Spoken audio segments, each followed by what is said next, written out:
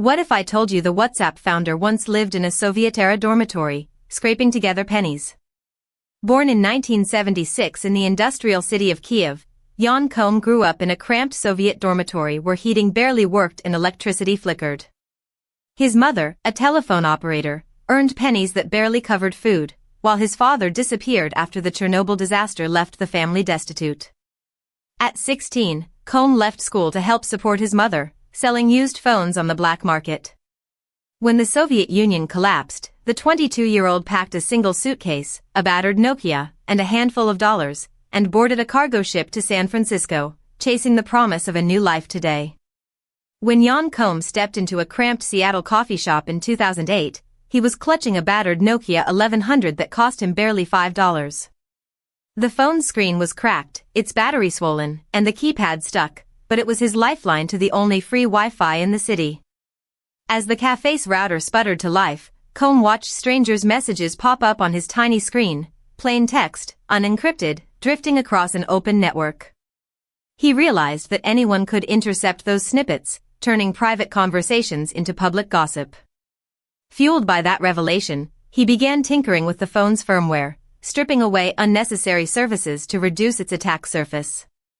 Within weeks, he wrote a simple script that forced all outgoing data through a custom encryption layer, effectively turning his $5 handset into a miniature vault. That experiment didn't just give him a secure line, it sparked an obsession with protecting messages from prying eyes.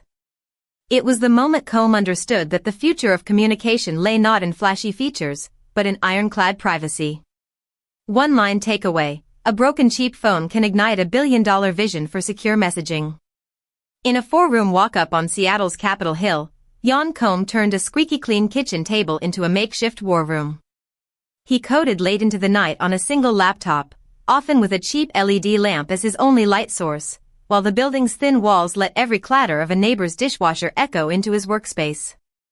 The breakthrough came when he wrote the first version of WhatsApp's end-to-end encryption in just 3 days, a line of code he later called the smallest piece of armor that kept a billion people safe. Koum refused to pepper the app with banner ads, insisting that users shouldn't be bombarded while chatting with loved ones. He even turned down early offers from advertisers who promised quick cash. The turning point arrived when he posted a job ad on a tech forum and caught the eye of Brian Acton, a former Yahoo engineer who shared Koum's disdain for ad-driven models. Acton quit his lucrative job, joined Koum's cramped apartment, and together they built a serverless architecture that could scale without costly infrastructure. Their partnership proved that a shared vision, not a fancy office, fuels unstoppable growth. Takeaway: when purpose outshines profit, even a tiny apartment can birth a global empire. When Facebook announced it would buy WhatsApp for a staggering $19 billion in 2014, the world assumed the app would instantly morph into an ad-driven platform. Jan Koum, however, walked into the deal with a single non-negotiable: keep the experience free of ads and preserve the simple, encrypted messaging model that had attracted millions. The purchase price: $4 billion in cash, $12 billion in Facebook stock, and $3 billion in restricted stock units, reflected not just the user base but the trust built around privacy.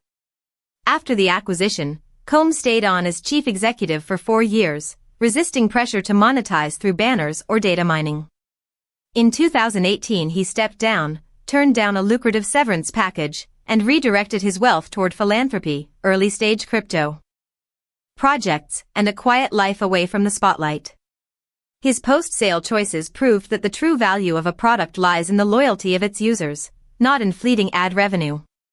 The lesson is clear: relentless focus on user experience can outweigh short-term monetization, turning a simple messaging app into a multi-billion-dollar legacy. From a cramped Soviet dorm to a $19 billion exit, Jan Koum proved that relentless perseverance can turn poverty into a tech empire. He survived hunger, language barriers, and countless rejections, yet never abandoned his vision of simple, secure messaging. His story reminds us that grit, not glamour, fuels lasting success. If you crave more unbelievable billionaire origin stories, hit subscribe and join us for the next incredible journey right now.